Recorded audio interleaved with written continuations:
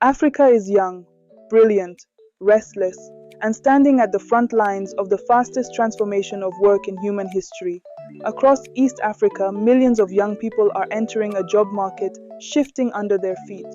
When you come from campus and you're done with school, like here in the job market, in the marketplace, in business, things are totally different. It's one thing to know what you know, it's another to actually be able to translate it, to read the room, to see what works for the people in the room, and to be able to communicate your knowledge to contribute to what is being discussed in the room. Some of the skills, the top 5 soft skills that students lack when they join include communication skills, and really this covers both oral and written.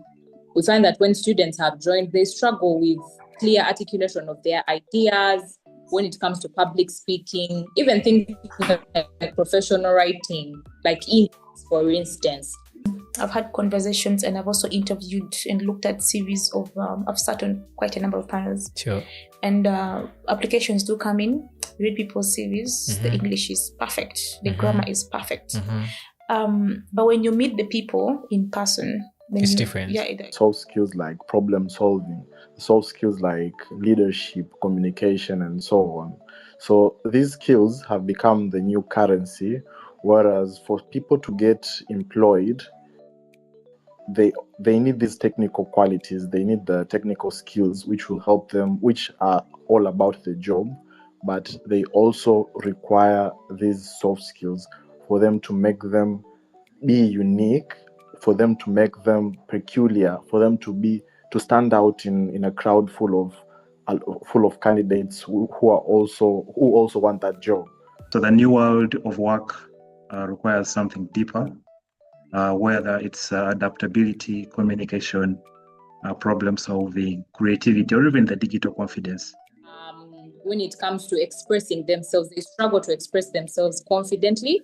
And really, I think that it stems from our mode of learning when we are in secondary schools, because usually it's the teacher doing more of the speaking and sharing the information, and students have less opportunities to give, their opinions or what their thoughts are. So soft skills have become the new currency, and their presence, the person who has these soft skills is somebody who will be in the front line in getting a job, in securing a certain position in a company, more than a person who doesn't have these skills. So as a young person today, I may attend 10 self-help programs and still not feel ready for the world ahead. And definitely this affects employability, because poor communication makes it difficult for them to do well in interviews, to write their CVs, or even like just in networking events. So they struggle to thrive in team settings at work, and because of this, employers may end up perceiving them at the point of graduating when they want to now seek for opportunities. Employers can end up perceiving them as underprepared, and yet they actually do have the technical knowledge. It's just a matter of expressing themselves. The world is demanding new skills, while old learning pathways remain slow, outdated, and disconnected from reality. I think AI is not it is not an exception. It is what the future is. This is artificial intelligence. So to someone who actually doesn't know AI, think of a scenario where you have tasks that you do the same way every day. Could be searching on the internet for opportunities and then passing those opportunities to your boss or maybe to other people in your circle. And then those people apply for those opportunities, and then you follow up with emails. So that's your work. Now, AI is that thing, I could call it a thing, or that machine that can actually do whatever thing you do today. It can search for opportunities. Now there's what we call agentic AI. Search for opportunities, finds them relevant to your circle. It's called what again? Agentic. Agentic, okay. Yeah. So it's like an agent, right? It searches for opportunities brings them to your inbox, emails you when the deadline is yet to come. Wow. It goes ahead, it can apply, and then just seeks your consent to more like your review, and then applies to those opportunities.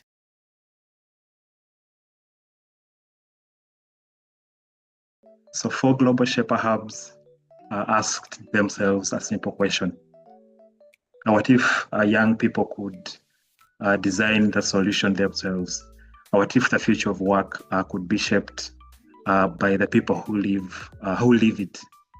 So boot camps were launched in August. They are short and energetic sessions led by ambassadors and selected trainers from across the region. And ambassadors in this case are subject experts that are in areas of technology and higher education, or even those that are working with innovation and civic sectors. So learners joined live from wherever they were, whether it's offices, classrooms, hostels, and I even remember an instance of a learner joining in while traveling by bus. Hi, my name is Mulisa Munila. I am one of the focal persons for the FutureReady project, representing the Kigali Hub. As the Kigali Hub, our key deliverable was the project roadmap, which truly reflects how we feel about FutureReady, because it's not just a pilot, but the start of a long-term vision leading up to 2030, even 2050.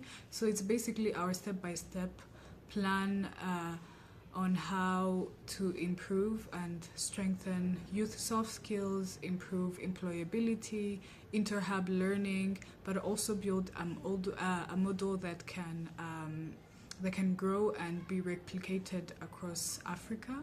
My name is Nicholas Mukanya Jr., one of the focal persons from the Dar-es-Salaam Hub, representing the Tanzanian Hub, part of the FutureReady pilot project, East Africa. And one of the key deliverables for us from our ends was that we were supposed to create a soft skills curriculum that is going to be used to teach an assigned group of people in this project. And the soft skills curriculum was not only going to be used in this time, but is also going to pave a way for the learners who are going to be indicted for the FutureReady project in the later days to come. And the learners were clearly impacted from this project, from the feedback that was given to us, that they appreciated the relatable content that they were given, where they were able to share their experiences and their personal journeys along the way. Vividly seen with I learned that it was through powerful structured guidance that we can bring youth all together and we can create a safe and clear space for everybody to be in. 43 learners stepped forward, 10 focal persons committed to the long journey, 14 ambassadors brought insights from the workforce, and together they began building a new model, one Zoom call, one WhatsApp poll, one soft skill boot camp at a time. This is the story of that journey.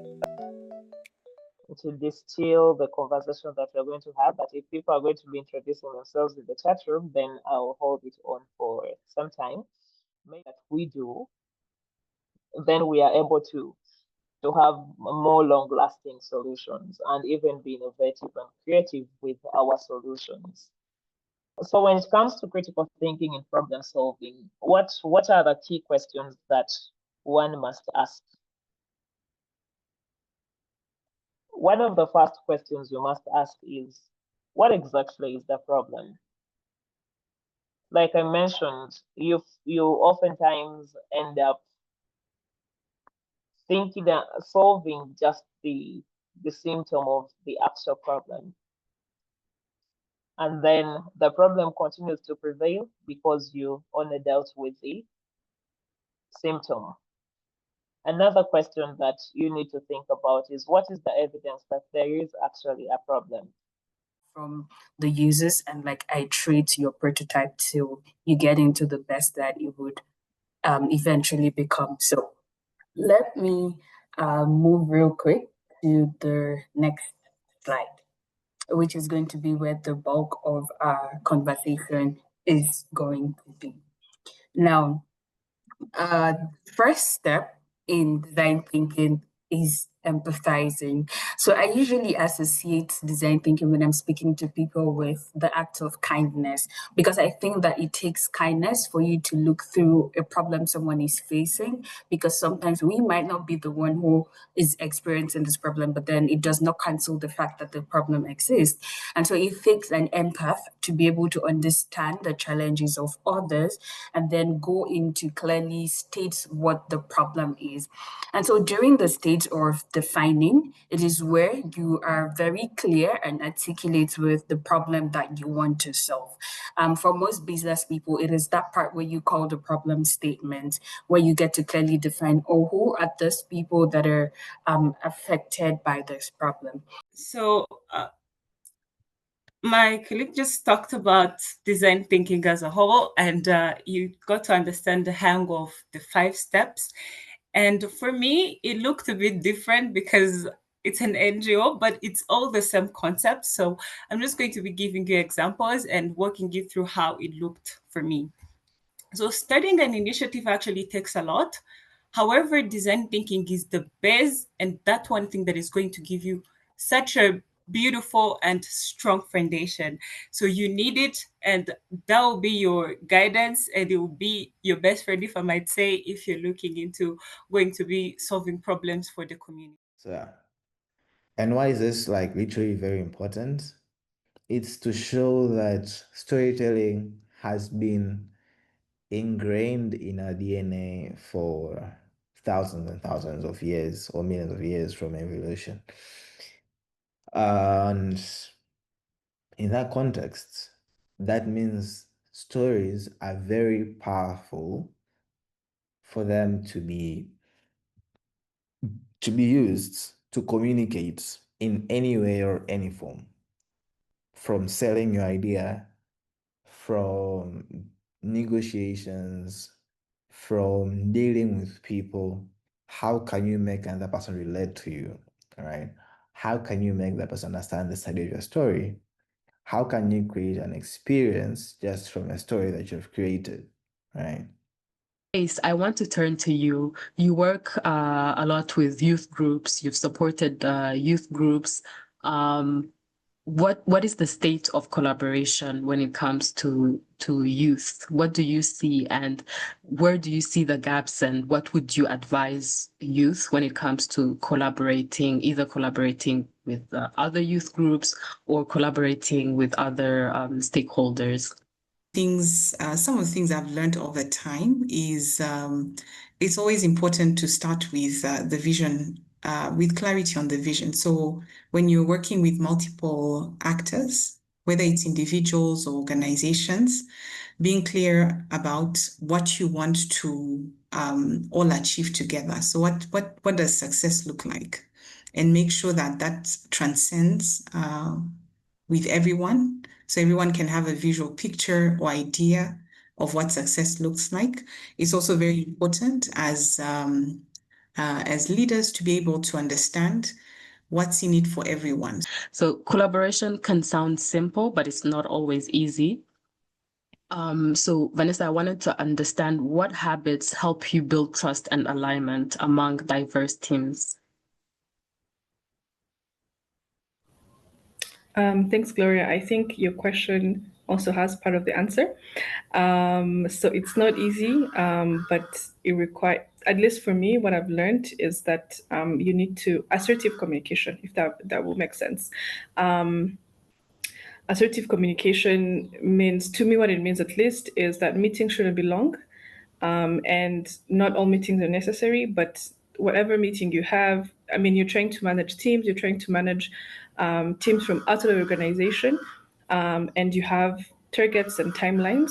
So at least for me, it means that every meeting should end with a proper timeline of what is going to be done, and in timelines broken down for every team member to know what is expected of them, but to also be consistent. So communication is not just like meetings, email, conferences, everything. Before you can lead others, you learn to lead yourself. And for that sake, we are all leaders. So leadership is important in terms of even from a personal growth perspective, your ability to set goals, your ability to have a clear vision for your life, and also learn to adapt when when life requires you to adapt. But your ability to lead yourself is where leadership starts. I would like to emphasize on 4 things. One, if you want to use the digital communication, first, know your audience. Whom do you want to communicate in these digital platforms? Second, be clear and have an impactful message. There's some of the people, if they follow you in your social media platform, if they don't feel that they are connecting with you, some of them, they will unfollow you. So be clear on your messages, on what you are posting on Instagram pages. If you are a business person, be that person. If you are the person who is working in the community, let people see that you are a person of that through your messages, through on what you are posting in your daily activities. So be clear, know your audience. The other thing that I would like to emphasize, choose the right channel, because what you post on Instagram is quite different on what you should post on LinkedIn, or what you post on LinkedIn is quite different on what you post on Facebook. So choose the right channel. You can also use all these channels, but the means of your message or how you communicate with these people on this digital platform is quite different. Nowadays, for instance, if you want to communicate with people on TikTok, means you have to use videos. If you want to connect with people from LinkedIn, means you have to use messages. You have to be professional. So use the right channel to people who you would like to connect with. So the other thing that I would like to emphasize is engage and listen to the feedback. Make sure that you're engaging with people in these digital platforms. I can tell you, if just try to post maybe a question or something on your social media platform, then people, they are commenting on that post, then you are not engaging with. I'm telling you, the next day that you post something on your pages, they won't engage with that with that post. So make sure that you engage with your audience. People, if you came up with modules that maybe are in Kinyarwanda, like about mental health, like maybe, for example, introducing mental health to people. So you have it in Kinyarwanda or in like your local language, you take it to the people, you test it like, okay, can you read, like, what do you think about this? And also making sure that experts have already also kind of saw your solution through, because when it comes to health, as I was saying, you need to kind of talk to people who are actually experts in that. And with your prototype or your solution, you go there, you talk to the people that you're trying to help, and actually see if what you're trying to come up with is actually going to even help them in any way, shape, or form. And even after you've tested it, you need to go back, change a few things if they tell you that, oh, well, this is not really going to help us. And that could impact any process of your whole design thinking. It could come to the empathizing, where you see that, oh, maybe there is more to how they feel than what I thought before, or what I thought the second time. It could come to the defining, because if anything changes, then it's gonna kind of change the whole. Early adopters benefits from these technologies, right?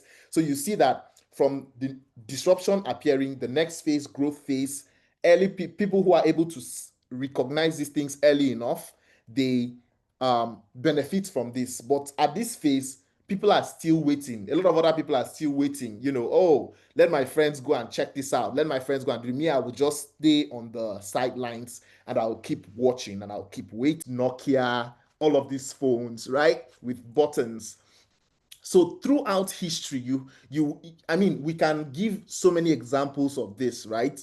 But these are just a few examples just to show us that if you're not able to adapt certain times. I even remember this BlackBerry story, right?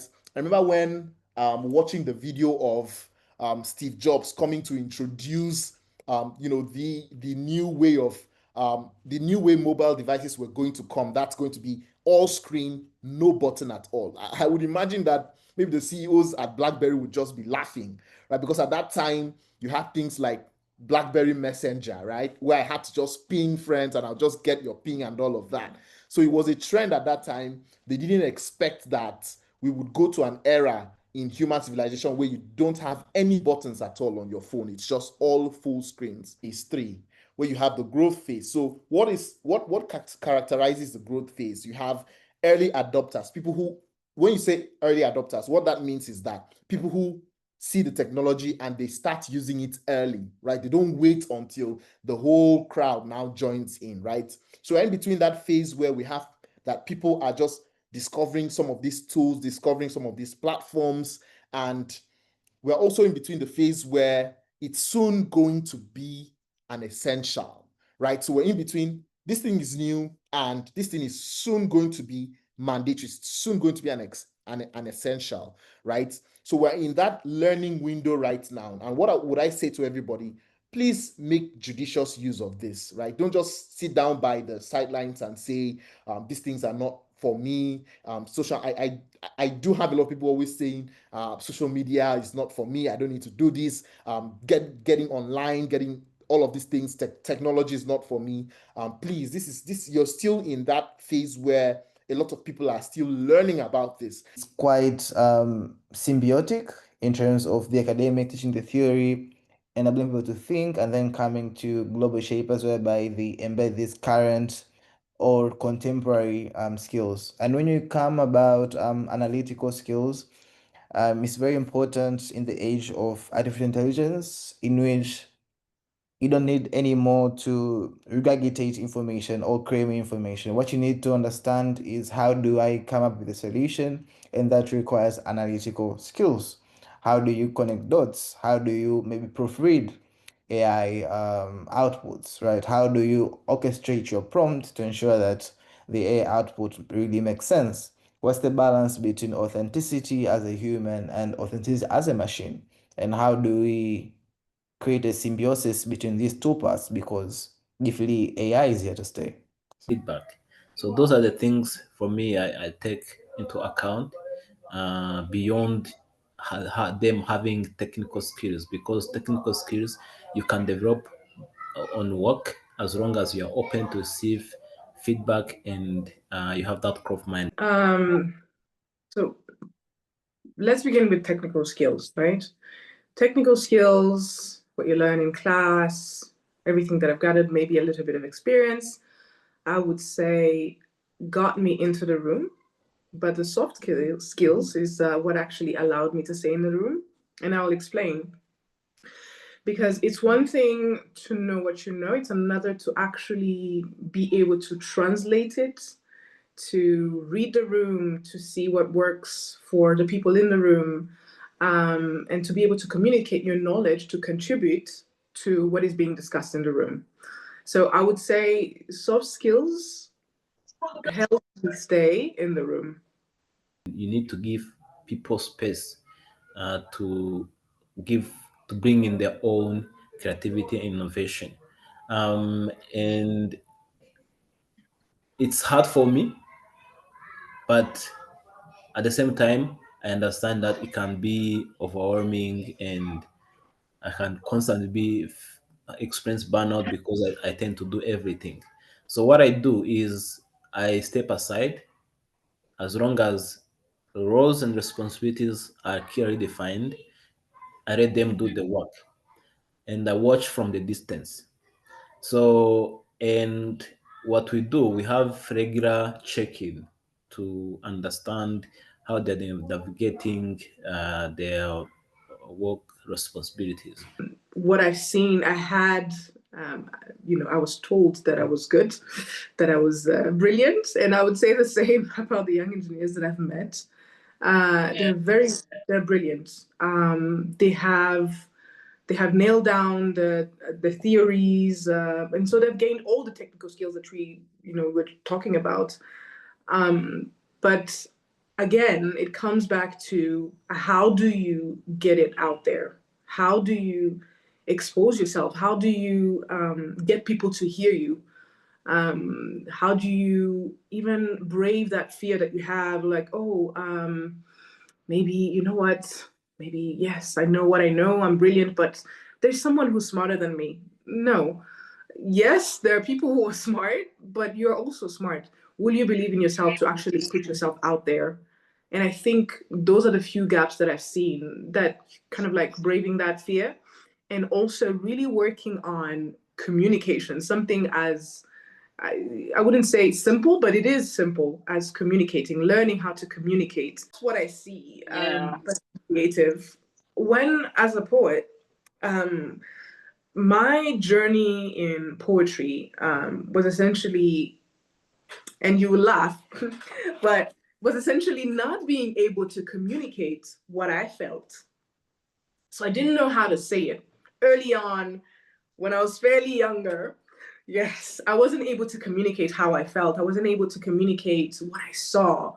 And so there was lots of thinking, overthinking even, that I just had to kind of put down on paper.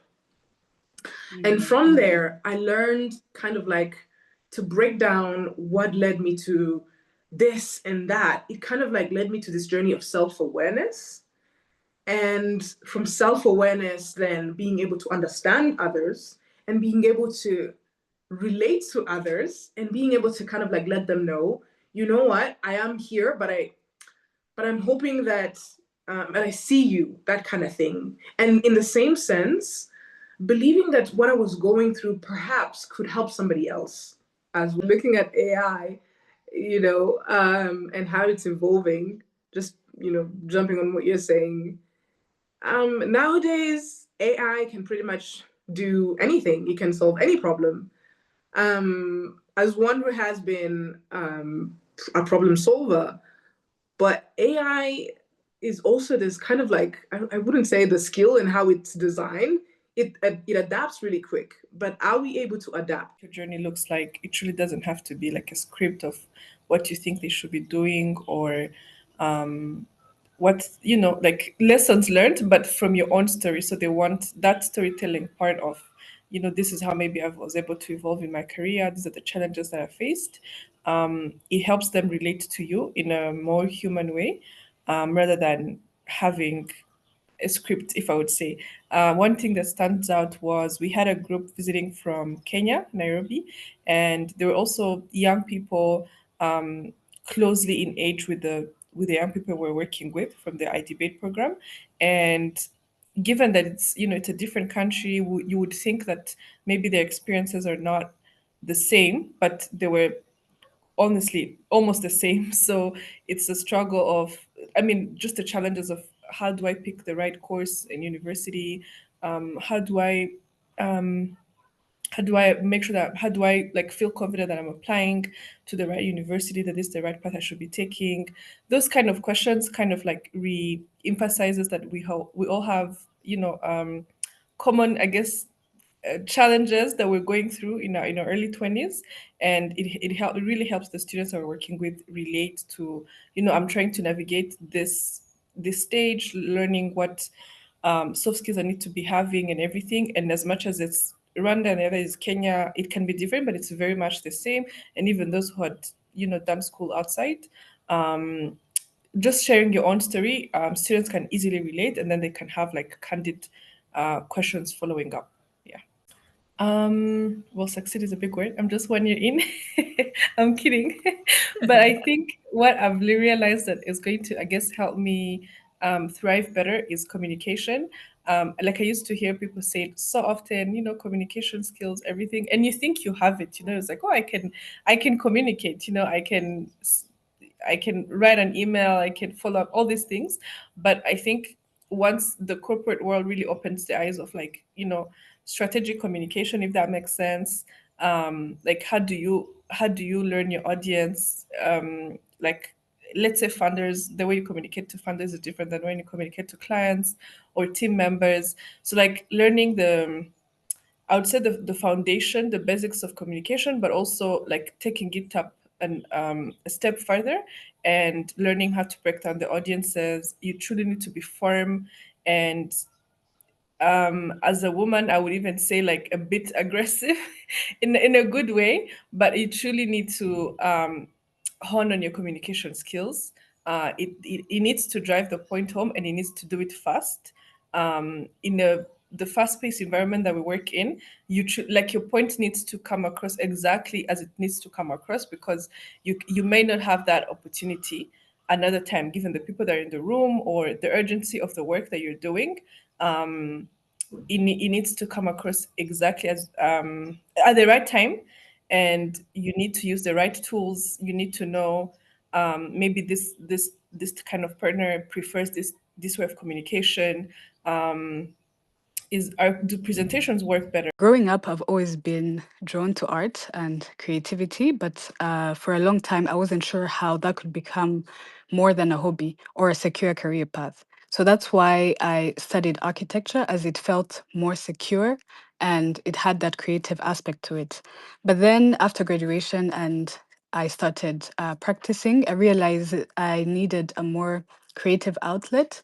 And during COVID, I co-founded Moon with my sister, where we started making made in Rwanda candles, which is something that's also promoted in Rwanda, like made in Rwanda products, making our own products for ourselves. So uh, when I started practicing architecture, and then I realized that I needed an outlet, a more creative outlet, we revived Moon, where we started using. We wanted to find a solution to a problem that was existing. So we realized that in Rwanda, and I think Africa as a whole, but mainly in Rwanda, things like interior decor or gifts or personalized items or furniture weren't really sourced locally. They were either shipped or imported from Dubai. So we were trying to find a way to make products that are made in Rwanda, but also that are sustainable and green. So week one is always interesting. So the apprentices who shine early are not the most brilliant coders, if I was to put it in that sense. It's really those that show curiosity, proactivity, and what I like to call collaborative discipline. So those are the ones that ask thoughtful questions. They don't sit waiting for instructions, and they respect time and their peers. So what we do in apprenticeship at Refactory is that we build this muscle using very simple rituals. So for example, we challenge our apprentices to hold what we call daily stand-ups. So they're really asking themselves each to be personally accountable to the other. What did you do yesterday? What will you do today? What's blocking you? And by the third day, you can easily tell who is serious and who is not. So many of them very quickly start to pick up and to manage their time, manage their effort and contribution. Again, in a sense that it's not just about tracking. So again, it's about achieving clarity of purpose, and what you want to do really as a young person is to always take time to understand the extenuating circumstances around something before you even go ahead and engage. What we have is a highly charged population of young people that lead with emotion, that lead with vigor, energy, but without calculation. So the one thing that our forefathers, I think, really beat us at was the ability to calculate every single effort before you actually go ahead to exert it. So that gives you a critical edge when it comes to interpreting what needs to be interpreted, dealing with challenges as they arise, because you allowed yourself the ability to sit on what I would call the balcony. You did not get into the dance floor, you didn't get into the mix. You allowed yourself to achieve the eagle's eye. You're able to see a little further than everyone else. You're able to see and estimate a lot better than the rest. So we find ourselves as young people, one of these days, so much on the dance floor, trying to just catch up with the next thing, next job, next, heat or next trend, and we are losing that opportunity. Habari, my name is Amy Mbela from Iringa Dar-es-Salaam Hubs, all the way from Tanzania. I have had the privilege of serving as a focal person for the FutureReady project. From Iringa, learners have provided really positive feedbacks about the practical sessions, and they have already started applying the skills taught in their boot camps, especially confidence building, collaboration, and communication. For my personal learning experience is that it is an eye-opening to see that when youth are exposed to right tools and supportive environment, they can grow, since the FutureReady project has provided them with soft skills that complement what they learn in schools and universities.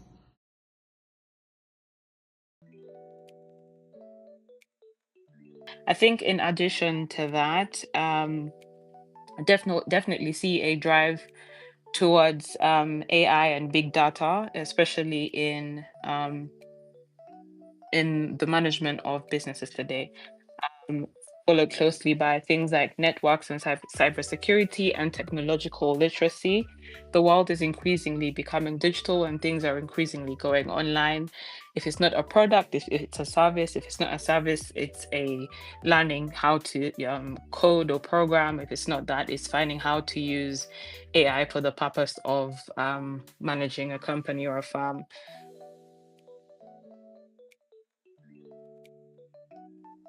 So the learners could join live from wherever they could find signal, and through polls that were both within Zoom and WhatsApp, they began testing a question central to the project, which was, what does the emerging workforce truly need now?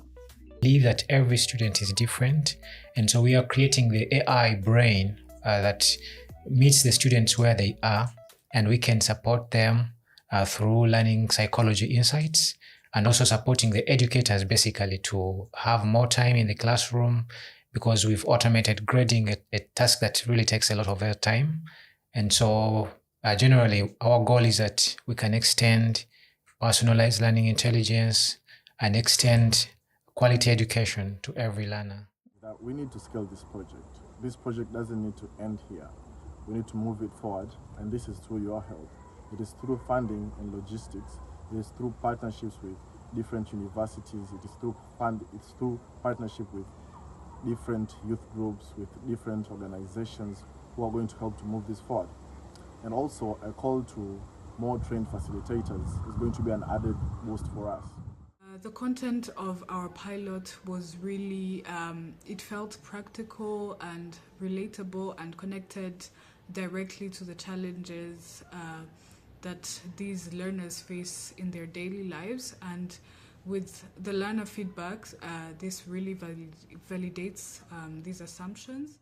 FutureReady program is an opportunity for young professionals or even people who are already in the corporate world to sort of immerse themselves in gaining these skills that would give them leverage over any other people. For the support that is required to scale this project in Iringa is that we need more cross-hub collaboration, also having partnership with local institutions, like to empower them locally here in Iringa and yet move forward to the FutureReady project as an international platform, but also provide facilitations to us as moderators to empower these people, to train these people about the future of their work.